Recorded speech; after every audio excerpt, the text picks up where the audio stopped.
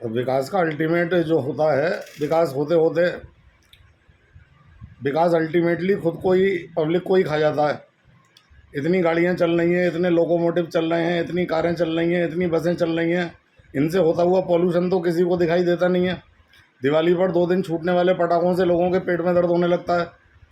अब लगातार global warming हो रही है और लगातार कारें बिकती चली जा रही हैं और चलती चली जा रही हैं, और करोड़ों कारें और करोड़ों बसें और करोड़ों ट्रक हिंदुस्तान में चल रहे हैं, जिनकी वजह से ग्लोबल वार्मिंग हो रही है। और साइंस का वेल एस्टेब्लिश्ड फैक्ट ये है कि अगर ग्लोबल वार्मिंग से पूरी पृथ्वी का टेम्परेचर 2 डिग्री सेंटीग्रेड भी बढ़ जाता है या 3 डिग्री सेंटीग्रेड भी बढ़ जाता है तो कम से कम पृथ्वी पर 200 करोड़ लोग मारे जाएंगे।